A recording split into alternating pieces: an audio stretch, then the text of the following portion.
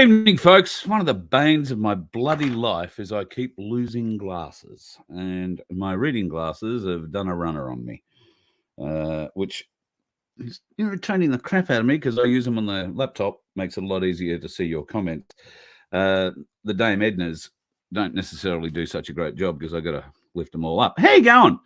Oh, shit, I've made that worse. Give me a minute. Sorry we're a bit late tonight. Life, the universe and everything has been running fairly heavy the last few days and weeks. The injury that I suffered at the hands of the Thai assassin is recovering as best it can. Let me see. It's as good as it's going to get at the moment, I'm afraid. Haven't got my glasses squirty stuff here.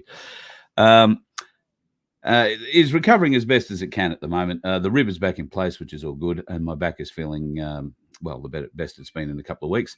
However, the tear that happened is still giving me a bit of trouble, if I'm honest. So rapidly and lovingly applying the iTerra wand at 3 o'clock this morning, if I'm honest, when it woke me up.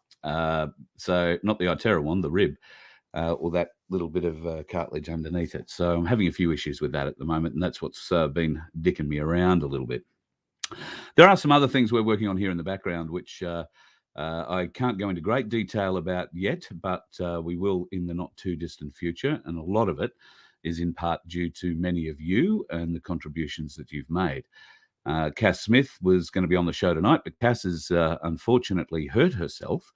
Actually, she didn't hurt herself. She was taking a dog for a walk. Dog got a bit excited and decided to go through a gate, and the gate wasn't open yet. The dog got through. Cass, on the other hand, didn't get through the gate, and has done some damage to her hand, her right hand, which is a pain in the bum. Particularly, I guess, if you want to wipe it and you're right-handed. Done a lot of damage there. So I don't know if there's a break involved in the hand or maybe tendon damage or could possibly be both, all sorts of things. So all love to Cass. She was at the hospital this morning and getting some more scans and x-rays done. So I haven't heard the upshot of all that. So fingers crossed for her today that all that didn't go too bad. She's had a hell of a year, poor thing. A couple of other major injuries. You might remember, must be going back 6 months ago, I suppose. She hurt her leg while she was at training one night, kickboxing, did some muscle damage. I think tore the calf right off her leg or whatever. But not to worry, I'll make an attempt at having a bit of a chat about what we were going to talk about in some part tonight at any rate. Have you noticed over the last 3-4 days in mainstream media, if you're looking in the financial media, you will have seen some reports that are coming out of assessments being made on Australian Stock Exchange listed companies. One of those reports has clearly stated that 75% of ASX listed companies are in deep, deep trouble when it comes to debt versus liquidity. And if one of those larger companies should fall, it will be a domino effect on the market and everything's going to come tumbling down. I don't pretend to understand the stock market or stock exchanges. Do not take any kind of financial advice from me. But there are large warning signs going out at the moment around the world and on the Australian Stock Exchange in particular. And 75% of listed companies, this report said, cannot meet their obligations if they were, if there was a margin call. These companies cannot meet their debts. So that is going to be a significant issue for folks. Of course, it's not a real issue if you're in gold and silver. And if you're going to be in gold and silver, of course, our friends at Ainsley Bullion, other people to go and talk to. The other thing that's worth noting in the financials over the last few days is that the top 20 big super companies in Australia are also badly underperforming. Got things going off here everywhere. And if you still have your superannuation in a big super company, then I'd really look at rethinking it. Once again, I don't give financial advice, but I would suggest that you give the team a call at Freedom Financial Solutions, or better still, email me here at carl@vofhq.com, and I'll send that through to Cass and the team, and they will be in contact with a questionnaire for you It'll make it very easy for you to decide whether or not you want to get your super out, or indeed if you can get your super out. You might be a bit like me and not have a great deal of super. Now, if that is the case, it's not necessarily ungettable, but you need to get into a group of other people and become a group self-managed super fund, so that essentially you want to be pulling out a total, or no less than, for a group sort of thing, I think it was about $140,000 or $150,000. So if there's 6 or 8 of you that've got $25,000 or $30,000 each, and you band together, you can do that in your self-managed super fund. Then invest that in silver and gold. Now, just as an example, in not quite 12 months, a 1 kilo silver bar went from $979 to around $1,300 it is today if you were to go and buy one. Now, that's in under 12 months. I don't think there is a bank account that's going to give you that same kind of return. I don't think there is a super account that's going to give you a return like that either. Gold has also gone up significantly. So if you were to invest in a little bit of gold, I would probably lean more towards silver at the moment, because of everything that we've spoken about in prior shows, how silver is going to be used, or is used, in absolutely everything. And it has had its price suppressed unnaturally by the markets, the comics market in particular. And that's the one to keep watching. In the American markets, of course, when Wall Street goes, it'll all go. But we believe that the COMEX market will have something to do with the gold and silver explosion of price, so to speak, because that will be a lot to do with the calls that are placed on those companies to pay their debts, and they will not be able to have not just the cash to pay the debts, but they won't have the assets to pay the debts either.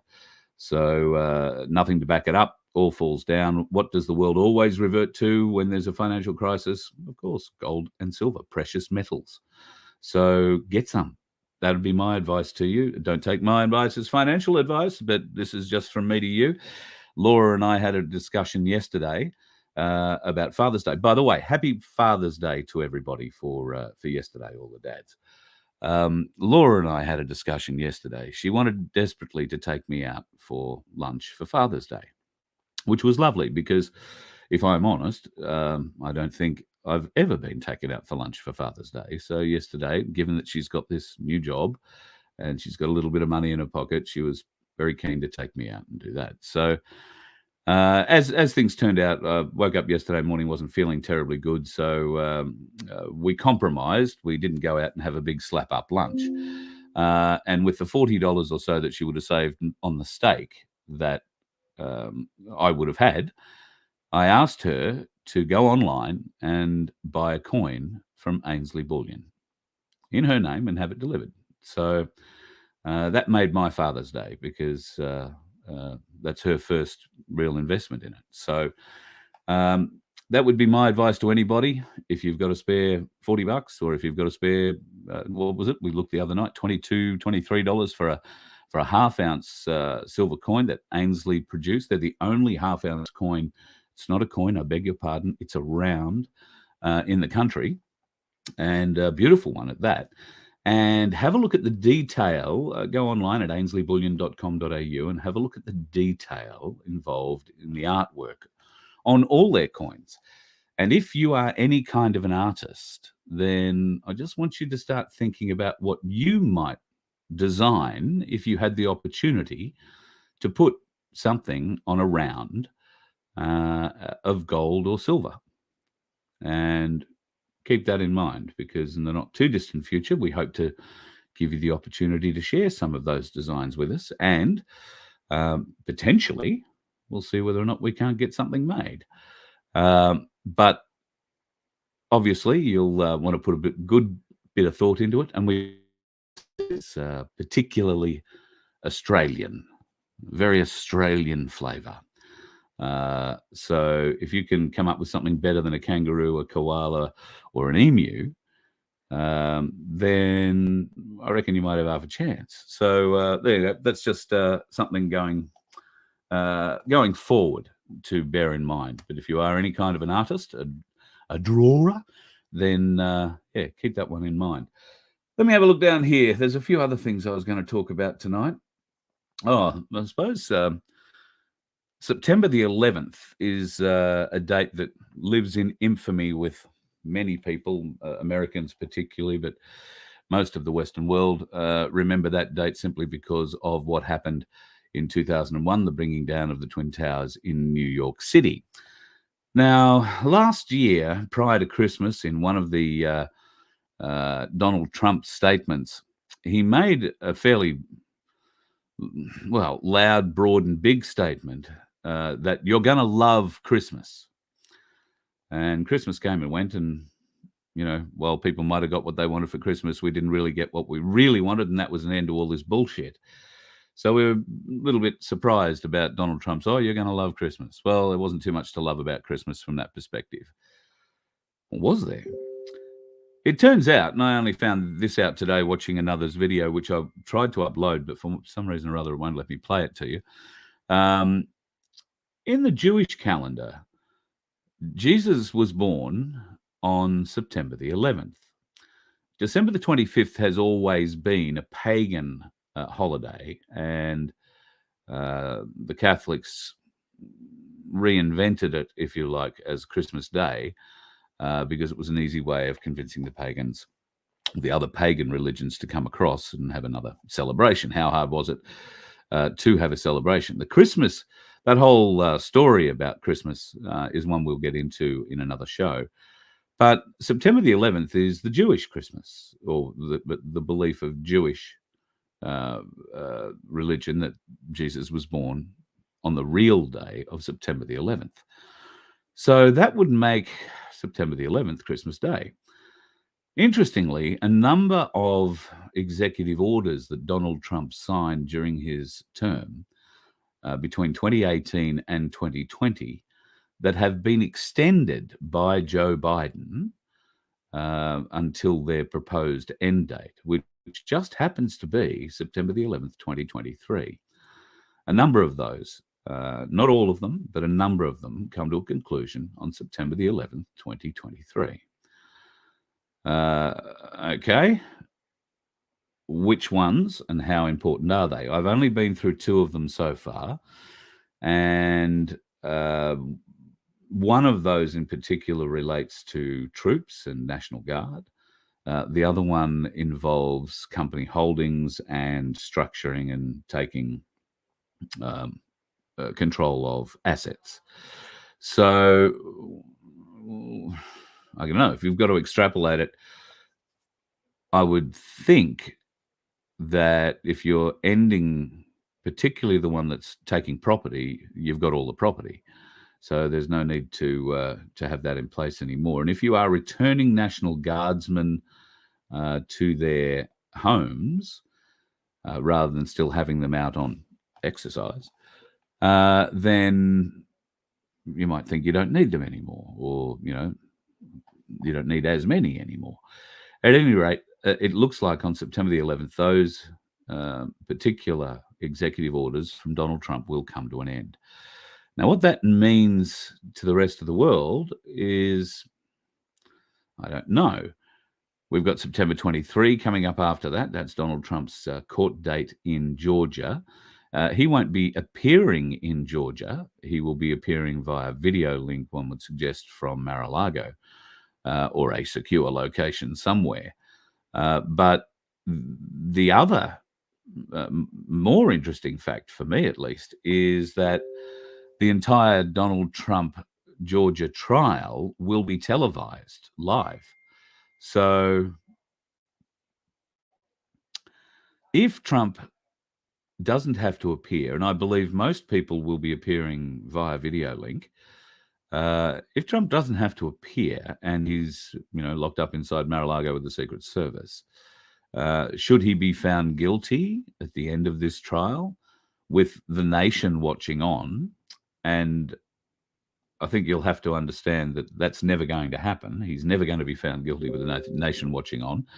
This whole televised trial thing is so, and live, is so that the people who want to see him go down will see his defense in real time and see the evidence presented to the courts in real time, in a hope that it wakes them up. I think it'll just make them really angry that they were wrong, humiliated that they were wrong. They are going to just refuse to believe the evidence, full stop, even if the court does, at least for the first little while. That'll be their first reaction. But some will go over the top. Some might calm down and be a little more sensible.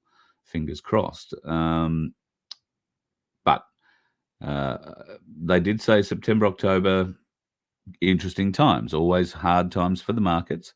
Well, this is a couple of other interesting little pressure points that are going to be added, particularly to September. They are ramping up the language of preparedness. So get yourself maybe up to a month's worth of food. It's only prudent to have, a little bit of tucked away, have some cash on hand, get what you need. You might need some batteries. The power might go out for a couple of days. There could be a few, if you've got power banks, make sure they're, charged up, ready to go, and only use them sparingly. There's all sorts of little things you can do to prepare, because one day it's going to happen. Now, whether or not we all live to see that one day, God willing, it's sooner rather than later. And I was speaking with John Wilson the other night, and he's been saying basically all year, we just have to live through this year. It'll be all done by the end of this year. I know. I've been talking to people, and I'm sure he does. I've got no reason to doubt John in any way. He is 100% of the belief that it's all coming to an end this year. I don't think it's all coming to an end this year. I hope to see some very big revelations so that, let's say, a large percentage of those who are still not awake have their eyes opened. I don't think we're going to get everybody in the first pass, and there will be those with humiliation resistance, who will be, pretty difficult to bring over to our side. But on the first pass of truth, maybe coming out of this court case with Donald Trump, then a lot more eyes will be opened. Maybe a lot more questions will be asked by those people. And what we have to do is remember, when they come rushing into our groups, our chats, our forums, they're going to start thinking they've got news. Listen, look what I've just discovered. And they're going to run into people who've been doing this for 10 years or longer, 30 years. And we need to be tolerant. We need to let them know, yes, we know what you know. Hey, do you want to know a bit more? There's more than what you really know. Are you ready for the next red pill?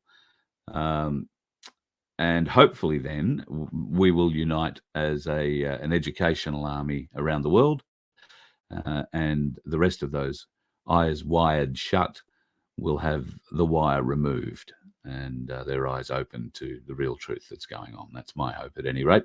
And I hope that the Voice of Freedom can play a role in it. I noticed that John, God love him, has reached out to an Irish broadcasting, online radio, Freedom Broadcasting channel over there.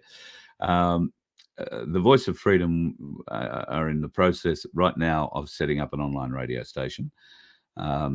We are, as you know, we've been working on a company structure. That company structure has been figured out.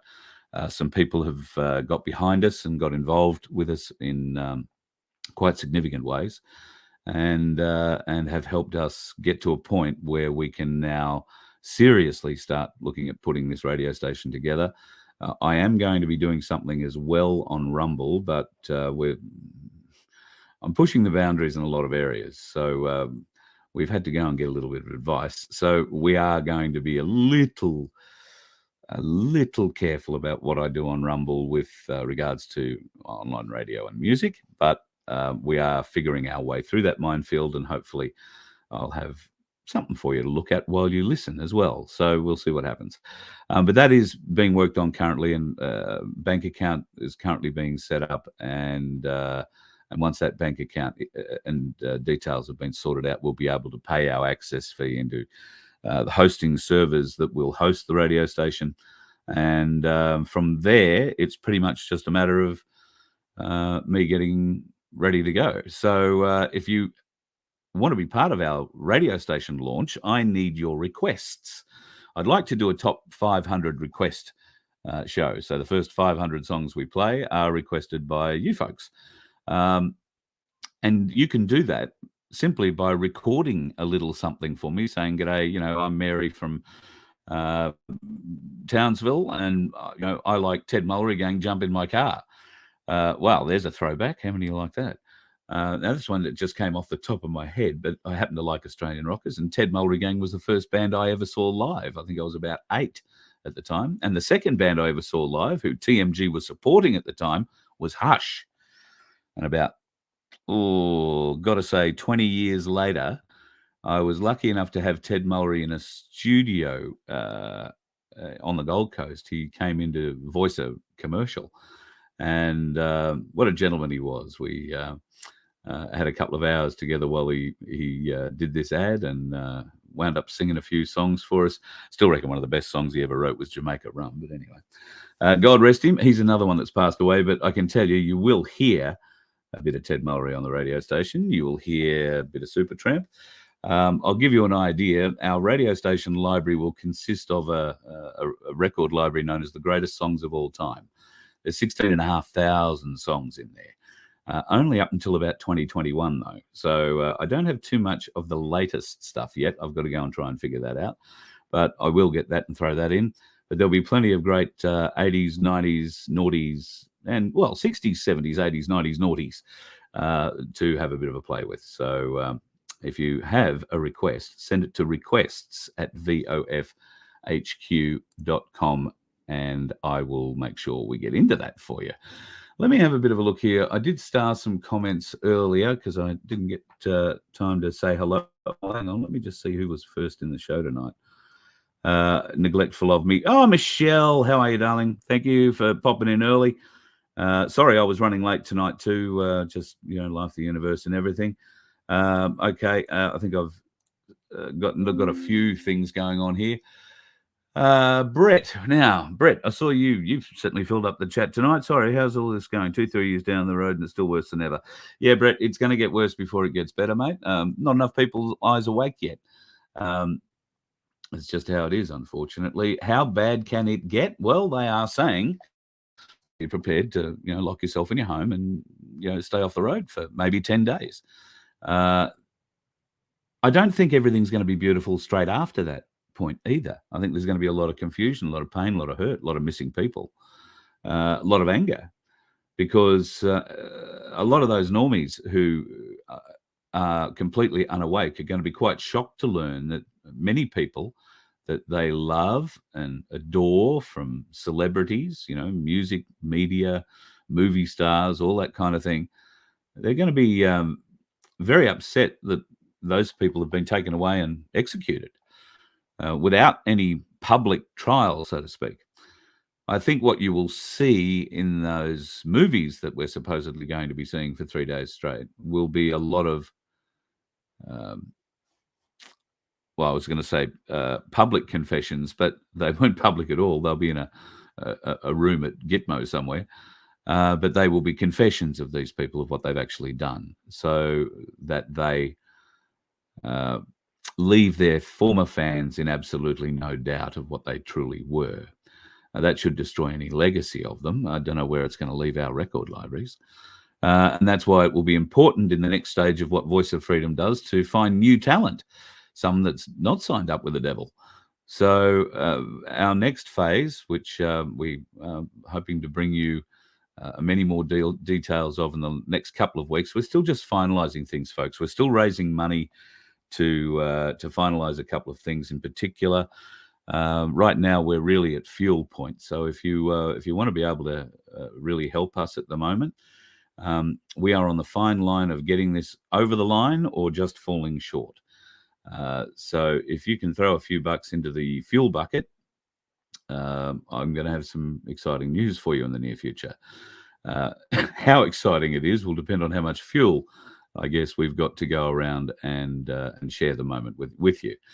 There is a lot coming up. So Talent Quest, something that we want to do with Voice of Freedom is find new talent in Australia. It doesn't have to be singer-songwriter talent, but obviously, if you are a singer-songwriter, we're very keen on hearing what you've got and giving you an opportunity to present it to the country. We will have the equipment and availability to shoot you a film clip if you come to one of our events, and you can go away with that clip and do whatever you like, put it up on your whatever tubes and try and monetize it, do whatever you will. And as long as you give us the rights to play it and promote you on the Voice of Freedom on our channel, then we'd be happy to do that for you for nothing. So not often you get a free film clip, especially at a live event, just offering. So if you are that sort of talent, then be listening, because real soon we're going to start calling for you to let us know where you are, so we can at least come maybe somewhere close to you, and at least on the first pass. Also, I don't care if your talent is playing the spoons or doing bird calls or playing a piece of grass. Remember those guys, bit of grass between them, just as a kid thing. Good blade of grass player. That was a big thing when I was a kid. If you could play a song on a blade of grass into your hands, you were pretty talented.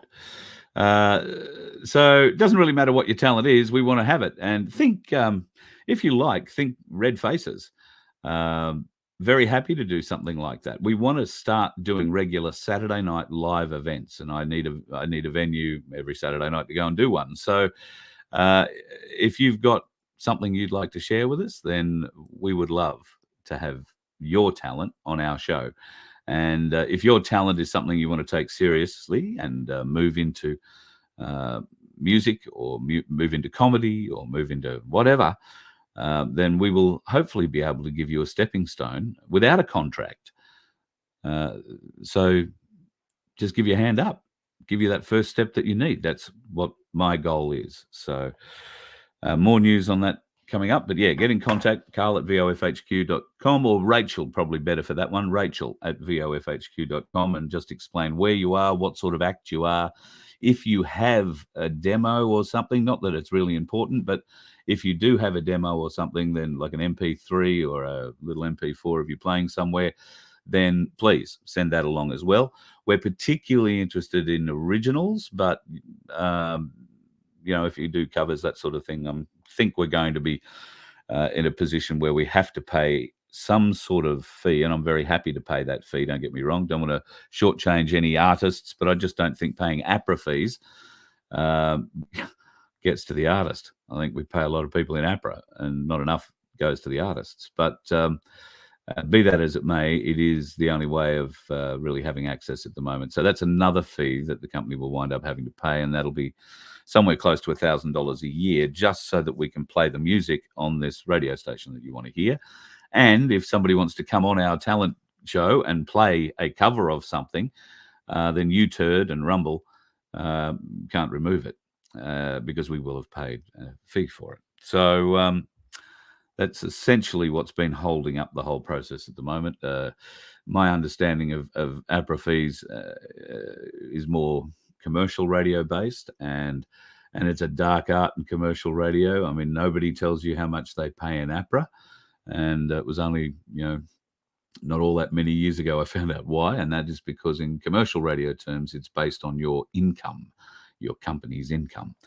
So not so much a problem if you own a small business. Most of you, if you've got a gym or a coffee shop or something, you put the radio on, you will have been contacted, and you probably pay something like $550 a year just so you can have the radio turned on in the shop. There's just another fee going to a bunch of shiny bums. That's all. Not going to the musicians much, which is very sad. So yeah, Brett, harder times on the way. And Sandy, oh yes, I see what you're saying. You got to agree. Yeah, absolutely. Things are going to get worse before they get better. John Farnham. Yeah, now there's an interesting one. That's been I have a personal opinion on this. I don't know that I should share it, but I have a personal opinion on this. So it's not dissimilar to what Sandy's feeling here. John Farnham didn't write "You're the Voice." He just sang it, right? So it was given to him. It was a song that I think it was a song that Glenn Wheatley found for him, and somebody else had a go at it. John and the team just did a great version of it, a bloody wonderful version of it, and clearly changed the life of he and the Wheatleys very, very significantly. I want to say at the time, Glenn Wheatley had mortgaged his house to produce the album. So, or double mortgaged his house to produce the album. And Farnham had put everything he had into it, which wasn't much because he'd been bankrupt. So, yeah, they put a lot into it, but they don't actually own the song. They do own, I guess, his version of the song. And I'm not sure that John has really thought this through. If he has thought it through, then it's more an indication of which side of the fence he's on and an indication of the success that he's had. This decision to be that unthinking, to be that careless with what would have been his legacy song, now I think is, well, true to form. If you follow the advice that we've been hearing for years, those that comply, those that tell, those that help, will be allowed to have their legacy survive. Those that don't will have their legacy torn down. I'm getting a feeling that's kind of what's happening here, because I don't think John's the kind of bloke that would ordinarily have leaned into this argument and allowed this to happen. But he's being advised by whoever he's being advised by these days, and they may have ulterior motives. Let's just say that. But I think he's lost a huge amount of fans. Apparently, they've had to shut down comments on his Facebook page about it. So he's very aware he's pissed off a huge portion of his audience. Whether or not that makes any difference to him now or not after his recent surgery and now his recovery, which is, from all accounts, going very well. But is he going to be able to sing again? Well, not likely. And he's in his 70s. He's probably not likely to do another farewell tour. Brett, another comment from you. You've smoked your whole life. Medical cannabis is next level. Not in terms of getting high, but in terms of medicinal qualities and pain relief with Big Pharma. Yes, I've heard the same thing. I've had that reaction from probably half a dozen people that I was surprised to learn are on medical marijuana for pain relief. A lot of chronic, particularly back pain relief. And it seems to be terribly, terribly effective. So I don't know. What can I say? I've got comfrey oil and an itera wand. And I don't know that the lungs at the moment or the rib thing could do with the coughing. And still not doing. I'm not dealing with coughing terribly well. All power to him. I love it. Very good. I have heard the medicinal properties are absolutely spectacular, though, and people with Parkinson's disease who've got the shakes, that CBD oil, very effective for that. But I watched a video of a guy who took like 2 tokes on a joint, and he could barely put the joint in his mouth, but took 2 tokes on a joint, and 10 minutes later, all of his shaking had stopped. He was lying on a couch, and he sat up, got up, walked around, burst into tears. It was the first time he'd been able to do that in 10 years without shaking. First time he was able to pick up and have a cup of tea without shaking. So, yeah, it's impressive stuff. And important to know that the hemp business is different to the cannabis business. And yes, it is hard to teach oldies the difference because, well, they were brought up, they were told just how evil these drugs were. You know, cannabis was a gateway drug. You have one toke on a joint, the next thing there'll be a needle in your arm. You know, that's how I was brought up. That's how it was, demonized, not necessarily from my parents. It was more through the schools and the attitudes of the day. Oh yeah, no, that's awful stuff. You get on that, you go straight to heroin. That's how it is. I don't know that that is the case. I'm sure there are some weak-minded souls who do progress up the ladder, but I know plenty of people who've been smoking dope all their life, and that's all they've ever smoked. Don't feel the need to go and take this, that, the other, whatever the hell. It's just nature's way of keeping them calm. Somebody put it to me once, so God love them. Just having a bit of a look. Sandy, what are you saying here? Things are a bit asleep down your way. The local post office, yes, pamphlets. Yep. So I think any government. Oh, look at the dog's found a rat.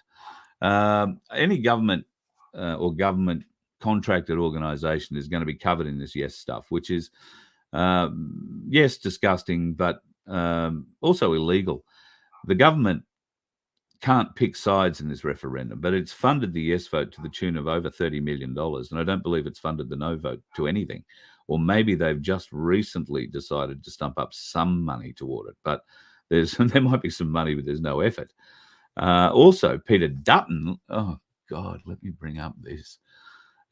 Peter Dutton, that rather interesting piece of shit that is calling himself the Liberal Party leader these days, has decided that he's going to have another referendum if this Indigenous voice to the Parliament fails. Why? Why would he flag this? Why would he bring this up? Why would he even consider it, given the polls now reflect that the majority of Australians in every state do not want anything to do with this referendum or this yes argument or vote? Why would this idiot say, oh, we're going to have another go if this one doesn't get up? We've already had Albo Sleazy tell us that if it doesn't get up, if the no vote wins in the referendum, as it should, given the polls, but we all know what the polls are like, so don't get lax. Don't think, oh, somebody else will vote. There's enough people out there voting. I don't have to go that day. I don't think we can afford to sit back. Unlike Darren Bergwerf, who is of the opinion that we shouldn't be voting at all. And I have no doubt that if we could convince the majority of people not to turn up, both to this and to any other election day, it would make a significant dent in the government and the opposition's plans going forward. It would show the country has essentially put forward a no confidence vote in anybody that had their name on the ballot to try and lead the place. Now, that be that local, state, or federal politics. So the argument does have merit, but we need to get to a point where we can sway most people to do that. And even if that were the case, they would find most people and they would take the vote on those that did bother going out, and we would probably lose. So it's a conundrum. At this point in time, I'm definitely putting my hand up to vote no, and I'm hoping you're the same. I'm hoping you can convince some others, because God knows there's a lot of others that need convincing. I did put in a couple of other little tidbits in here this evening that I thought I might like to play you. There was something that's sort of made me. I was sitting down yesterday looking at a packet of cigarettes, and thank you to everybody who is advising me on my cigarette smoking and all of that. I appreciate your thoughts and your inspirational thoughts at times, and some of your rather interesting techniques for stopping smoking. I appreciate that. So I'm going to show you a picture that if you're not a smoker, you probably haven't seen, but if you are a smoker, you'll be very familiar with. This is one of the pictures that goes on a cigarette packet It is designed to try and stop you from smoking or turn you off from it. Poor old Brian there died aged 34, and the picture in the corner there is Brian 10 weeks earlier, where he looked quite fit and healthy. I think there was some problem about Brian's imagery being used here, because it wasn't lung cancer that killed Brian. It was kidney or liver failure or some other catastrophe. I think the family eventually got an award payout, but they still use poor old Brian's photo. Now, they put these photos on packets of cigarettes in the hope that it warns you that you could die a really nasty, horrible death if you partake of that product. So my question is, why don't we start putting faces from the forest of the fallen and demanding that they are put on brochures before people go in for this next round of jabs, which is obviously coming in the not too distant future? They're going to be pushing very hard for this new pandemic bullshit. And like I say, be aware of the KISS concert at the MCG on Grand Final Day. Super spreader event, okay, coming in from America. So watch out for things starting to fire up in America in this regard in the next few weeks. And then, of course, just before they lock down America, KISS will be on the plane and out over here, and their crew. And bugger me dead, somebody there will get sick, and they will have gone to the MCG, and 100,000 people come from all over the country, some places all over the world, for that particular game. There's your super spreader event. So be aware. Do not comply. You know, if you're going to comply, you just. I did see that there was a question. I'm not sure if I. Here we go. Shelley, I think this was your question. The next jab, a killer or saline? If it's a killer, where are the white hats? A lot of people are going to take it, and a lot are going to die. All they say is it's a war, there's going to be casualties. Well, yes, Shelley, you are 100% on the money. The next jab I have heard is going to be a double dose. They are going to be aiming particularly at the elderly that they've missed so far. Yes, they will be encouraged, because winter is coming up in America. They'll be encouraged to get this extra new booster for the new COVID variant. And that's probably enough to get me kicked off YouTube now that I've mentioned that. But anyway, that's what their plan will be, to get the older folks. Now, we've heard that that's a double strength. That will happen here in Australia too. If they're true to form, we would expect that to be, beginning to be rolled out by March next year. And before winter happens, all the oldies will be very, very highly encouraged to go and get another squirt in the shoulder. Where are the white hats in this? Well, the white hats are the ones who are doing everything else to try and wake people's eyes up to the fact that you don't have to go and do this. You do not have to comply. And let me just find, it's not there. Right. So there is a Kiwi, the Kiwi Prime Minister has come out today, I believe. I haven't sent the vision over, but the Kiwi Prime Minister has come out today, or in the recent days, when asked by the media whether or not compensation would be paid to people who were mandated out of jobs or, coerced to stay into them and got vax damaged after acquiescing.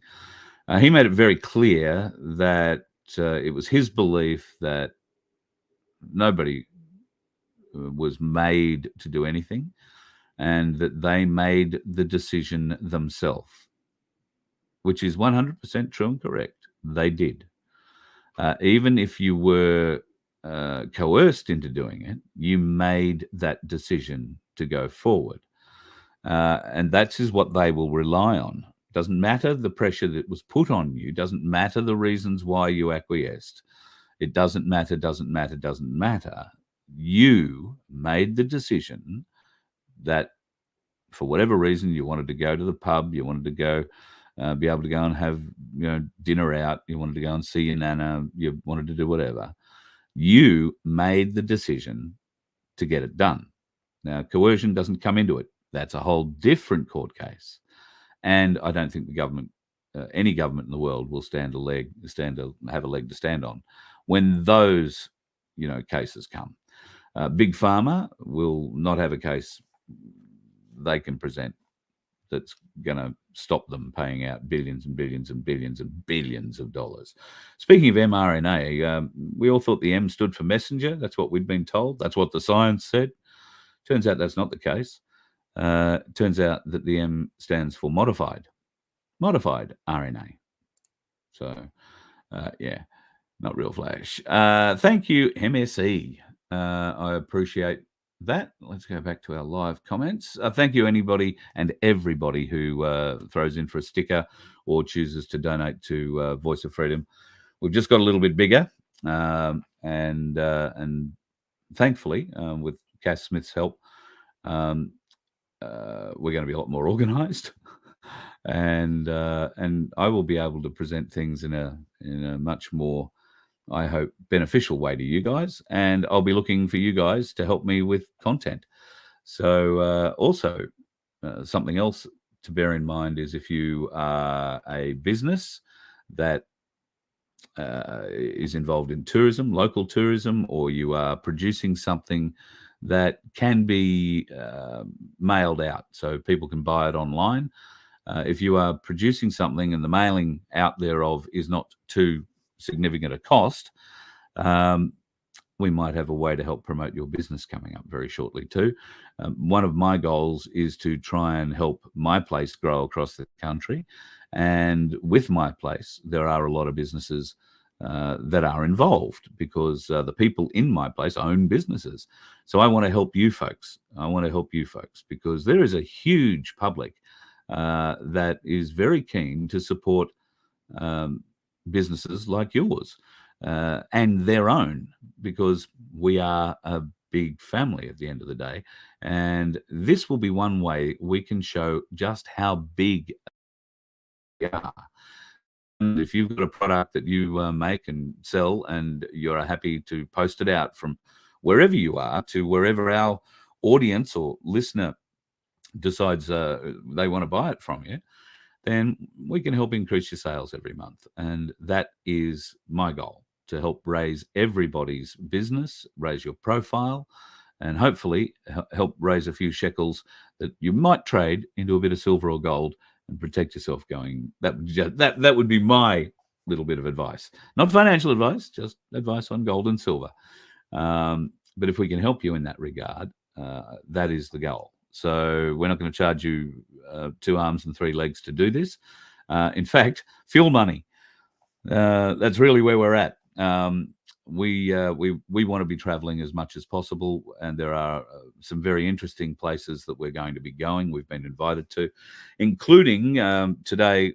Craig Aldridge has sent me a note, and I'll talk more about this in the coming days. But coming up from, interestingly, again, September the 11th, there'll be a new meeting happening near Uluru. It is a large group of elders are making their way there from across the country. They are having a yarning circle. They are painting a canvas, which at this point, from what I understand, will stand above, in law, L-O-R-E, law will stand above the Uluru First Nations statement and will reflect the true feeling of the Aboriginal elders in this country, or the Indigenous First Nations elders of this country. Now, I'm going to get Craig on for a bit of a chat, and we'll learn more about that in the coming days. But that could be an event that we might turn up at if we can get our stuff in a line and get on the road in the next couple of weeks. It is an ongoing thing, this event that's happening at the well, I was going to say at the centre. It's not quite the centre. It's very close to Uluru though, and it'd be very good to catch up with a number of those elders and have some conversations there, particularly in the lead up to October 14 and the no vote, which we are going to be pushing extremely hard. So, yeah, if you can help, folks, we would love your donations at vofhq.com, or be a member. Some of the competitions that we will be running in the not too distant future will only be available to members, that being the nature of the gaming and how this has to work. So you can be a member from as little as $1.25 a week, and you can go right up to, well, whatever you really like. But every member gets an opportunity to be involved in what will be some pretty exciting competitions. We've already given away 13 ounces of silver, so it's going to add up. We might get a little bit creative in other things that we can give away, but we can only do these competitions with members. So if you want an opportunity to be part of that, and without letting the cat out of the bag, I can tell you that there are a couple of competitions that could change your life coming up, but you have to be a member. So start out $1.25 a week, and if you can, that'd be great. I mean, I think that's less than a cup of coffee a week. So you could also buy us a cup of coffee a week if you like. Some would suggest a can of Red Bull, but let's not go there. I do have something else I wanted to play you this evening. There was a video that came across my desk this morning, which intrigued me. We've talked a lot about the hidden history, the hidden past that we have, and things that we have video evidence for, including flying cars, electromagnetic travel, trains that hang from overhead systems that travel very fast, all dating back, pre-1900. A little one came across my desk today. This is about 2 minutes long, so I thought I'd throw this up for your consideration.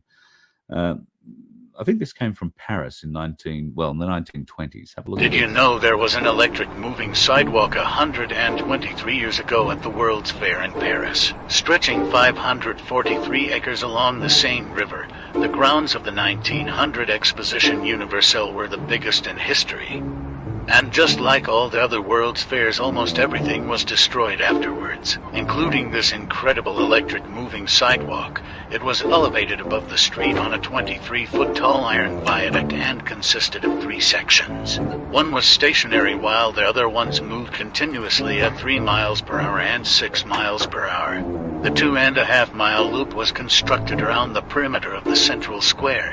Using the 6 miles per hour walkway allowed visitors to circumnavigate the square in roughly 25 minutes, all while standing still and sightseeing.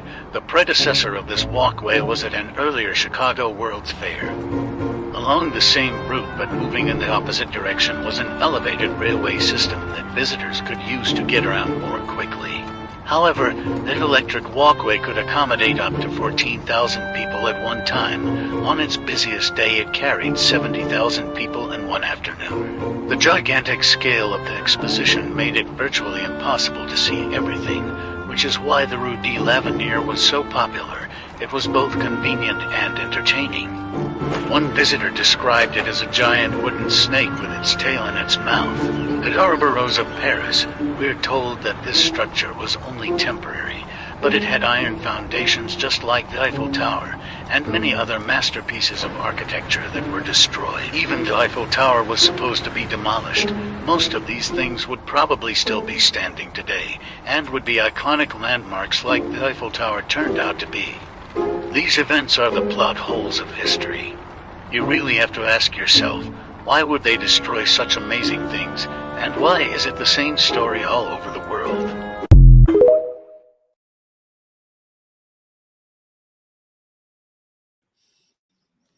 Wild, hey?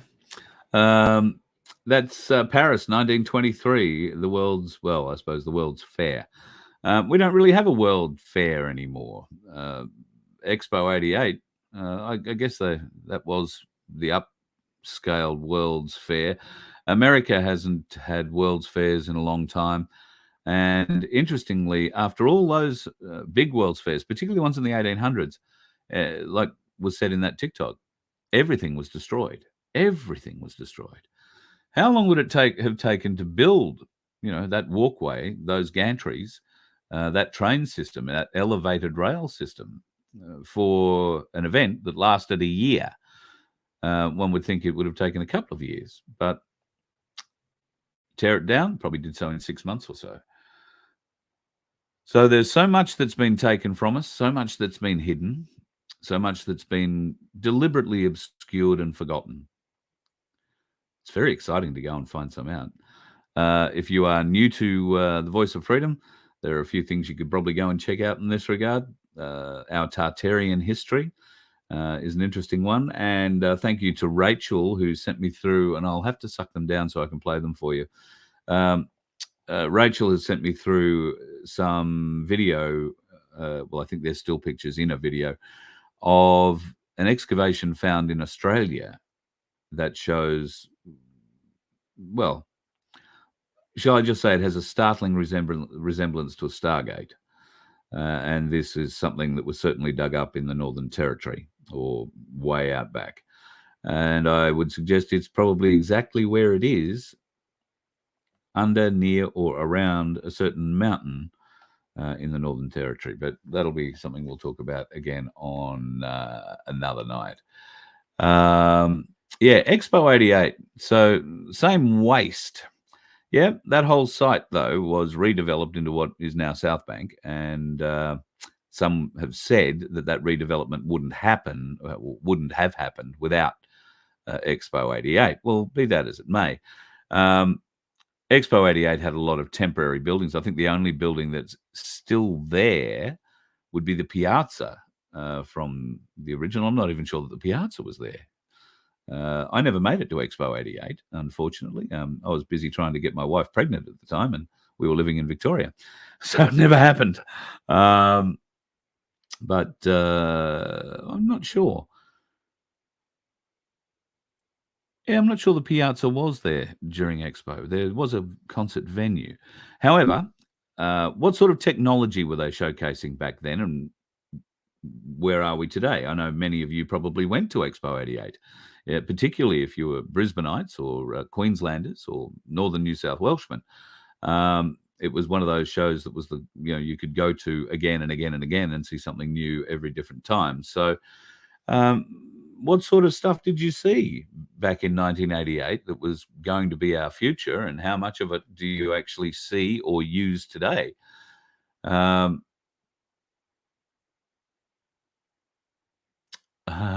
Thank you, ads. Yeah, sorry, I'm reading things. Yeah, so I think it'll be an interesting thing if we can.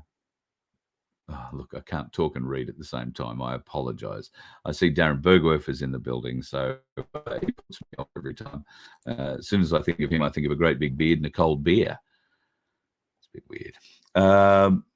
The Ship Inn. Yep, that's the place. Thank you to the Aussie Patriot. Very good. The Ship Inn's not a bad place indeed. And that was there for South Bank. You're right, the Ship Inn. And there might be one or two other of the buildings there, but they'll be the admin buildings, that kind of thing. But for the most part, yeah, it's been cleaned out.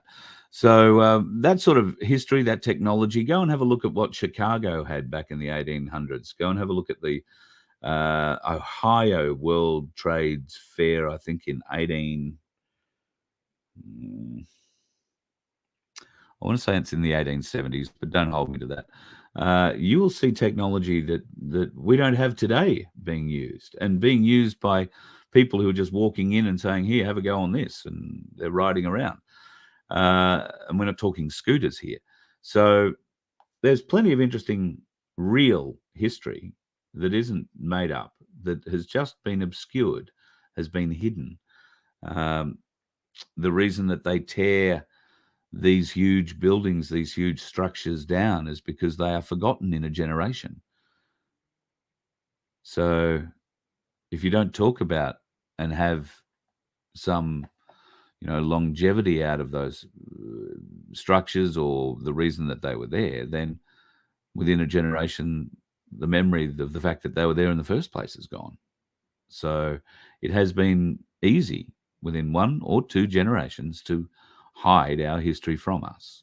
And I'm finding it very interesting at the moment. If you are looking on various different platform pay TV platforms. The binges, the Amazon Primes, the Netflixes of the world, if you're still watching Netflix.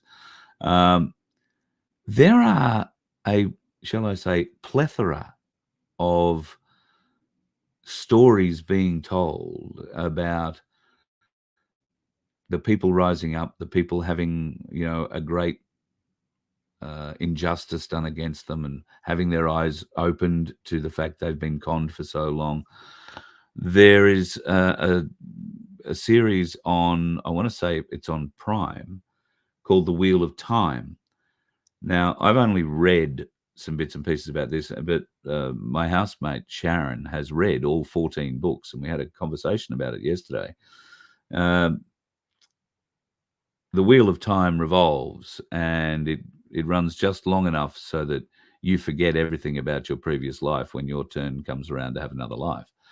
There are some the reason I mention it is there are some very interesting spiritual aspects in that and many of these other programs that are widely being supported by people today in the freedom movement, widely being touted, the same sorts of principles, widely being touted by people in touch with extraterrestrial forces, higher beings, higher learning, those trying to educate us about lifting our vibration and lifting our awareness, lifting our awake level, and trying to generally ascend into a better form of life. And to do that, well, we know we've got a lot of work ahead of us, but we've taken the first step.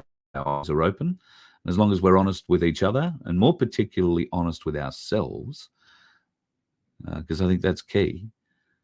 If you can't be honest with yourself, then it's very difficult to be honest with everybody else. And I can speak from personal experience. If you are lying to yourself, you are probably very convinced of your lies. And that's all well and good to be convinced of them yourself, but you can't do much with that. So instead of going down that road, go the other way. Be 100% honest. And from that honesty, we all grow. We will all grow. Greed is another subject we're going to need to touch on. There's some interesting tests that have been done on people regarding greed. And in fact, I heard a very interesting interview today with a fellow who I think is based on the Gold Coast from memory.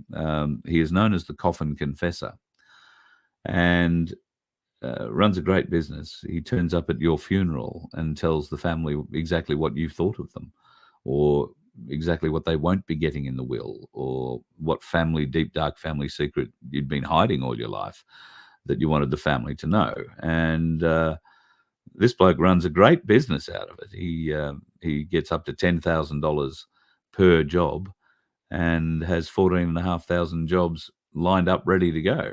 I'm a little confused about what happens if he dies, before the person dies, but it's all to do with doing a video, apparently. So, the Coffin Confessor, I don't know how I got onto that. Interesting. I guess it's all about being honest, isn't it? So that's what I was talking about, trying to be honest, getting your honesty out. Don't be a coffin confessor. There's no need for us to. I suppose there are certain needs to keep secrets at the moment, but eventually the greed, the secrecy, all has to end. We have to be open and honest with everybody. And there'll be differences, but we can work around those. Doesn't mean you've got to punch on. Doesn't mean you've got to threaten. Doesn't mean you've got to argue. Doesn't mean you've got to carry on like a bloody pork chop, like some trolls that I know, Owen. There is just no point. There's no point. You can carry on like a blowfly trapped in a beer bottle. You will have exactly the same effect. A lot of noise, and hopefully you'll knock yourself out on the glass. But you'll have no effect on what happens in the rest of the world. calmly approaching this, joining with groups like My Place, linking together, learning, understanding how we grow and where our strengths are, how we support each other at a local level, at a community, township, regional level, at a suburb, state, city level. When we start thinking about our country cousins as much as our country cousins might think about us, then we're all going to be doing better. We've just got to think about others more than we think about ourselves. Don't reach for the greed. Don't reach for the greed. We have to lift our game in that regard. Think of others at times, and try and help where we can. That doesn't mean you've got to disadvantage yourself. Just be honest, help where you can, and if you can't, be honest with that too. But be prepared to assist in whatever way you can help. Lifting somebody's vibration, I find to be one of the most joyous things I do, and I didn't realize that I do it until somebody told me that's exactly what I do at one of these meets that I turned up at. We spoke for maybe 5 or 10 minutes, and there was a group of maybe 4 or 5 people, and at the end of it, they all said they felt uplifted, their vibration level had been raised simply because of some of the things I'd been saying. That was never a plan, but if that happens, if what I say to you uplifts you, then I get immense gratification out of that. If it gives you some level, measure of support and hope, then I hope, and with all my heart, that you're not clinging to that hope as the be all and end all, because as I always say too, do your own research. You don't have to believe what I believe. I'm happy for you to believe something else, and if I ask you about it, I really hope you can explain it to me, because I'll do my best to explain what I believe to you if you ask me, in a polite fashion, trolls, not screaming, ranting and raving like a blowfly trapped in a beer bottle. So yeah, covered a lot of random shit tonight, folks, and my page of notes, which you can sort of half see there, has scribble and scrawl written all over it. I think I've covered most of the bits on that. There is another page underneath it, and I can't read my own handwriting. I wrote it so fast today. There is news on the way shortly about our new radio station that I'm telling you about. If you like your music from the 60s, 70s, 80s, 90s, noughties, and you've got a favorite, then send it to us. Request at vofhq.com, and I will start compiling that list. I will guess to you sooner rather than later we will be online with the radio station. We've just got to cover a few costs first, and then set the thing up on the server. There is a small matter of uploading a library into that cloud server that might take a little while, and once that's done, we will be off. And trust me, you'll be able to hear the truth on this radio station, and I will also be able to give you the opportunity to call in and be part of it. So call it talkback, just call it ringing in, leave a message and me playing it back if that's what it turns out to be, if I'm not around. But we will be putting together much more programming that has your involvement, your input. Want to hear what you say. And if you don't agree, want to hear that too. Absolutely. Don't just ring up, shout, I don't agree, though, because you will be asked to state why you don't agree and the reasons for it and what's your evidence for not agreeing. But very keen to have people on the other side, and I should put the offer out to Cooker Watch again, I suppose. That might be a format for her to come on and have a chat. I don't know. We'll have to wait and see. Don't think she's talking to me at the moment. I haven't seen much of her in a while. That's not an encouragement. Let's keep it to ourselves, shall we? Just having a quick squeeze up the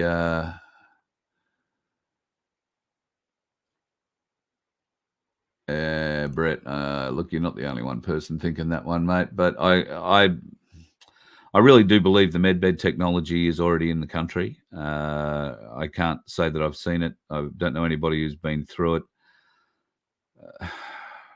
I've heard, second and third hand stories of people who have apparently been through it.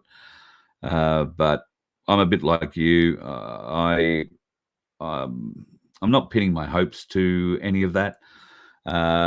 When it comes, I'll nod my head and say, yeah, well, that was expected. When it doesn't come, that's when I'll start asking, harder questions. But at the end of the day, who do you ask those questions of, mate? Who do I chase up to say, where are the med beds? So, Q. So, yeah, let's temper our excitement with the technology that supposedly is coming, with the knowledge that if it comes, our lives will change significantly for the better, and our lifespan is going to become significantly longer in this lifetime. That's my understanding of the medbed technology. If you want it to. My understanding of it is you will only get 4 bites of the medbed technology cherry. Your body won't be able to withstand more than that. It comes down to a total time spent in the medbed rather than 4 or 5 times or whatever. So you might find, my understanding once again is, say there was a significant brain injury, and that brain injury could be cured along with, let's say it was a car accident. So there were broken bones, internal organs ruptured, lots of damage. That body can be repaired, but it might take 14, 15, 20 hours in a med bed to fix it. My understanding is that if that were the case, if let's say it took 20 hours, that for the rest of your life, you would only have between 10 and 20 hours of medbed time left available to you. So that if later in life you caught some horrible cancer, it wasn't detected because you didn't go to the doctor very often and get a scan at all until you got sick. It wasn't detected until it was stage 4 and you were riddled with it. That might mean that you need another 4 or 5 or 6 hours in a med bed. Once you've reached the limit of your hours, your body can't handle it anymore. And that's where people who want to have a regeneration cycle done, which basically means it'll take 30 years off your life, or add 30 years to your life, but it'll remove, make your body go back 30 years, 30 or 40 years, regenerate you in that way. You can only do that once. And my understanding is that if you've had a lot of medbed time prior to that regeneration, you will not have enough hours left to live through the regeneration process. So there is an element of care to be taken in your life that you don't wind up early giving yourself a major injury that means you need to spend a lot of time in a med bed to stay alive. And later in life, you copper another disease that takes a few more hours out of your med bed time. And then when you get to 70 and things are starting to get a bit creaky and a bit groany and whatnot, you say, look, regenerate me. They'll go and look at their files and say, look, the regeneration program's 17 hours and you've got 8 left before the machine starts doing damage to you. So I'm sorry, we can't regenerate you. So there you go. That's probably going to spoil your day a bit. But who knows? By the time we get to there, the advances in technology, could be any age. Who knows? It might all never happen too, but it could prove to be an interesting story.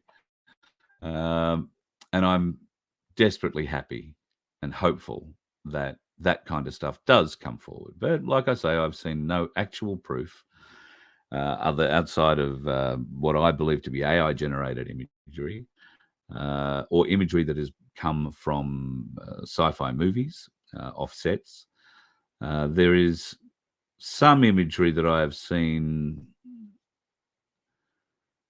Well, I would put it down as probably the most realistic idea of what I've seen. And I think I've shared that with you. There are 2 different med beds that I've shared that I do believe are the sorts of things we're going to see. And I just want to see them soon. I want to see them now. There are so many people who are having such crisis in their lives after accepting, for whatever reason, the jab. And those folks are dropping like flies. I see Dr. Peter McCulloch has said that he has found a detox system for that. I will grab the link for that and post that up maybe in the next show. I haven't looked at the video. He did go through it in some detail and does suggest that detoxing is a good thing. There are some interesting things coming up just before we go. Tonight I've gone a little longer than normal after starting late. Apologies again. John Wilson and I will be attending a event out near Toogoolawah on the 24th of September. It's happening at the Mount Beppo Hall. That's BEPPO. The Mount Beppo Hall, I think, gets underway from about 10 o'clock.